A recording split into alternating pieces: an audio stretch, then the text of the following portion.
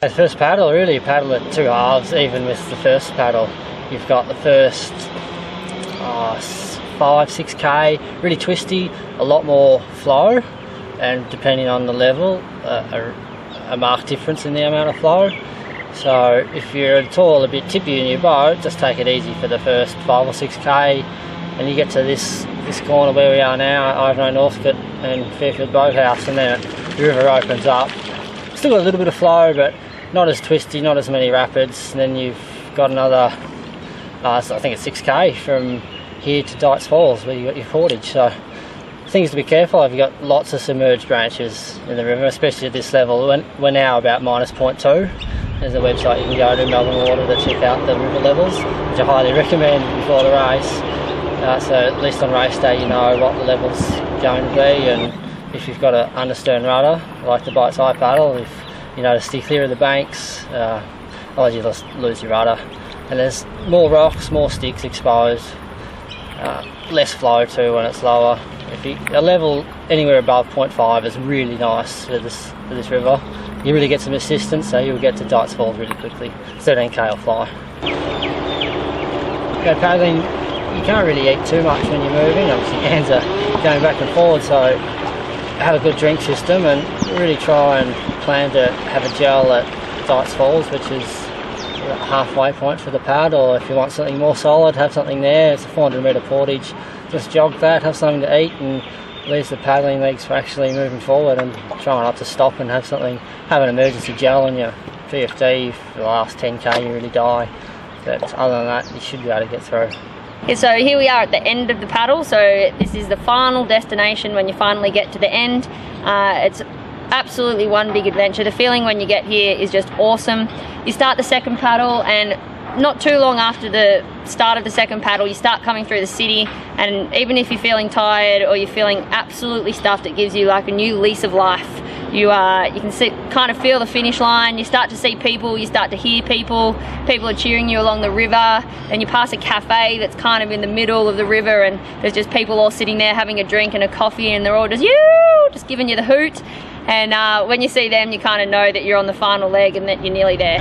So it's a great feeling, and when you get to the finish line, it's just one of the best feelings you'll ever have. And the great thing about it is that it's an A to B thing, it's not a out and back, and so it's just one big adventure right from the start all the way to the finish line.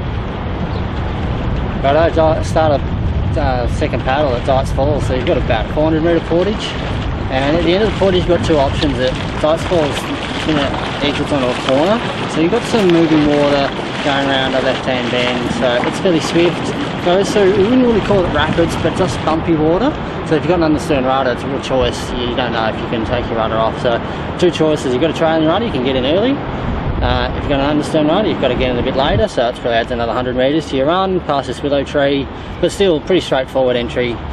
A little bit of current to assist you in the first couple of k, and then of course the second half of the paddle's tidal. So from Wesley Boat Shed onwards it starts getting a lot wider, a lot more commercial boat traffic, so stay river right. It's still a really flat water paddle, safe paddle. Nothing can go wrong really. Get a bit wind affected in the end, and of course the tide, but like Peri said before, you got the city and you can see the finish line in sight, so it's a nice paddle to finish with. So last year it was a bit of an unknown for everyone, all the legs really. I had a bit of an idea from my training, so I knew exactly what times I was going to do. I didn't know what times everyone else was going to do. So now that everyone's done it once, or it's been run once, people can see the times from last year. It gives people a real idea and a target. So for me, I want to improve on my time from last year. I just don't want to go out there and do the same thing, so that's what I've been focusing on the last few months, and we'll be continuing to focus for the next 11 weeks or 12 weeks now. So don't expect last year's time to be what this year's race will be. Hopefully, if I'm targeting another 10 or 20 minutes quicker than that this year, so just got to put it into practice, don't I? For me, I guess last year was more of a go out and have a go and see how I went, see if I enjoyed it, because I'd never done a race of that distance. Absolutely loved it. So I guess maybe last year across the finish line with maybe just a little bit of energy because I wasn't sure how hard I could go. This year I'd hope, now I know the race, I can go a little bit harder, and training wise I'm just going to run more hills, I'm going to ride more hills, and I'm going to do more Ks running and more Ks riding, and hopefully that means I've got a better base behind me to be able to go harder for a long period of time. Yeah, the JLL Challenge, I saw that on telly, and Channel 10 probably 1999, and that's what got me into. I saw that and oh, that looks really interesting. So, and that disappeared right when I started. So for this to come back, and John, who never lost that race, to bring it back is just you can call it special if you like, but it's just nice that the race directors brought it back, and for me to win that the first year was a real target, and it was good to achieve that.